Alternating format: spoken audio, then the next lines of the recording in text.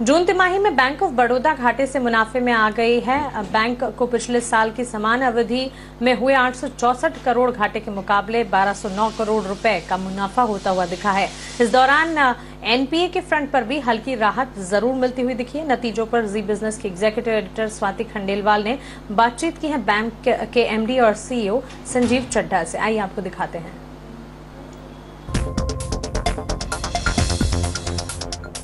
पहले तो आपके नंबर्स पर आपका क्विक टेक चाहेंगे। हाइलाइट्स क्या रहे सर इस क्वार्टर में, किस तरीके की क्रेडिट ग्रोथ देखी गई एंड डिसबर्समेंट कैसा था? तो पिछले 12 महीने में वाई हमारा जो कासा रेशियो है वो 39% से बढ़कर 43% हो गया है। उसकी वजह से कॉस्ट ऑफ फंड्स में बैंक को काफी फायदा हुआ है। जहां तक एसेट साइड का सवाल है, वहां हमने ये कोशिश की है कि जहां हमें ठीक मार्जिन मिलता है हम वहां ज्यादा ग्रो करें। तो आप अगर हमारे नतीजे देखेंगे तो देखेंगे थोड़ा बहुत कॉर्पोरेट लोन में डी ग्रोथ है, क्योंकि लिक्विडिटी ज्यादा होने की वजह से वहां मार्जिन कम है। इसके बनस्पत हमारी ग्रोथ जो हुई है वो रिटेल लोन में ज्यादा हुई है। हमारे कार लोन लगभग 25% बढ़े हैं, गोल्ड लोन 35% बढ़े हैं। इसकी वजह से बैंक का जो नेट इंटरेस्ट मार्जिन है वो बढ़कर जो है डोमेस्टिक 3.12 हो गया और ओवरऑल 3% से ज्यादा हो गया।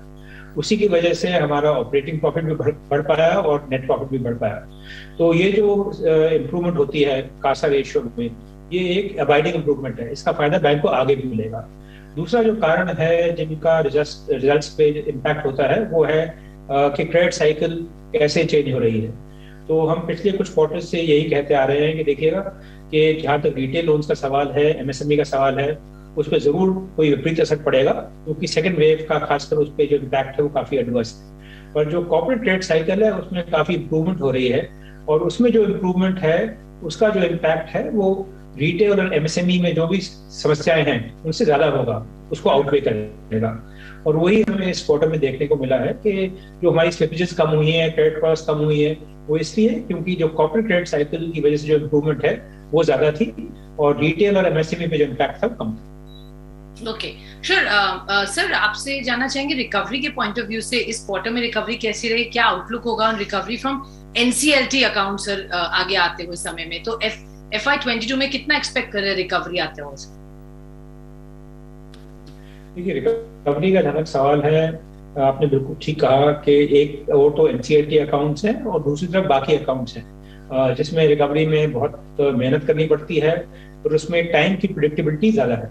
जहाँ तक एनसीएलटी अकाउंट्स है उसमें कहना थोड़ा सा मुश्किल होता है कि किस क्वार्टर में रिकवरी आएगी, परंतु फिर भी काफी ऐसे एनसीएलटी अकाउंट्स हैं जो लगता है कि रिकवरी की कगार पर हैं। और इन एनसीएलटी अकाउंट्स में जो प्रोविजनिंग है वो अधिकतर 90% से ज्यादा है। तो एक सिग्निफिकेंट अपसाइड है एनसीएलटी अकाउंट की रिकवरी से, परंतु फिर भी हमारा जो फोकस है वो उतना ही या ज्यादा नॉन एनसीएलटी अकाउंट्स पे है, जिसमें जो रिकवरी है वो ज्यादा प्रेडिक्टेबल होती है और जिसपे हम भरोसा कर सकते हैं कि वो इस क्वार्टर में आ जाएगी। तो हमारा ये अनुमान है कि जो हमारे पिछले साल में रिकवरी थी उससे रिकवरी इस साल बेहतर होगी। सर क्वांटिफाई कर सकते हैं क्या इस साल कितनी रिकवरी? तो लगभग हमारा अनुमान लगभग 14,000 करोड़ की रिकवरी का है इस साल।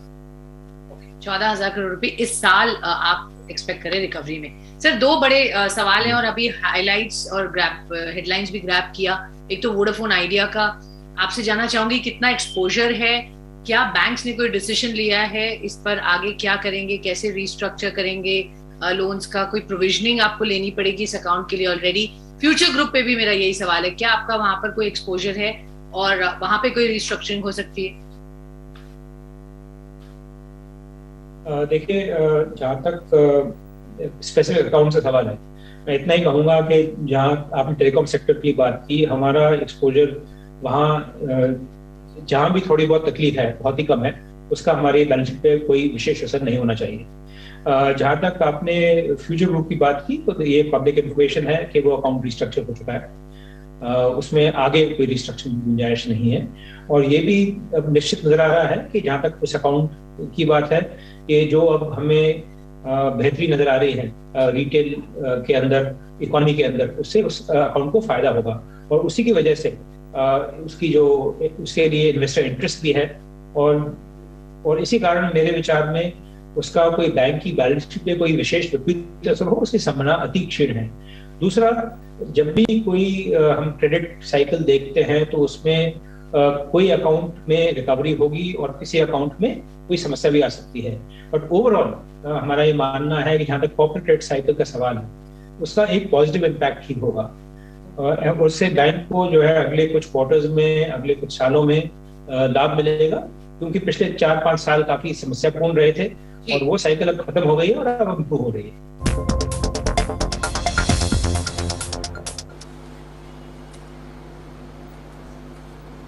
तो यहाँ पर विस्तार से बैंक ऑफ बड़ौदा के मैनेजमेंट से हमने बातचीत की और जून तिमाही में कंपनी के नतीजे जो हैं काफी मजबूत साबित होते हुए दिखे। आस्था, एक बार बैंक ऑफ बड़ौदा 8190 के लेवल्स पर फिलहाल यह स्टॉक आपको कैसा लग रहा है? जी बिल्कुल, बैंक ऑफ बड़ौदा की यहाँ पे बात करें तो सबसे पहले वीकली चार्ट्स पे हमने एक तेजी की फॉर्मेशन देखी है। मेरे हिसाब से थोड़ा सा अगर यहाँ पे मीडियम टर्म आउटलुक है तो यहाँ पे एक तेजी आनी चाहिए। सो यहाँ पे जिन्होंने लिया हुआ है, क्योंकि आज तो हम 1% की यहाँ पे एक गिरावट देख रहे हैं, मेरे हिसाब से तकरीबन 80 रुपए के आसपास अगर ये मिलता है तो वहाँ पे खरीदारी करने के ज्यादा अच्छे मौके रहेंगे। तो 80 के आसपास की खरीदारी की सलाह दूंगी। उसमें जो स्टॉप लॉस बनेगा वो तकरीबन यहाँ पे 75 रुपीज के आसपास का रहेगा क्लोजिंग बेस का, और फिर जो टारगेट्स हम इसमें देख सकते हैं वो तकरीबन 87 से लेके यहाँ पे 88 तक के लेवल्स हमें देखने को मिलेंगे। तो बाइंग ऑन डिप्स की स्ट्रैटेजी देना चाहूंगी बैंक ऑफ बड़ौदा में 80 के आसपास। अच्छा आस्था, आज शुरुआत वोडाफोन आइडिया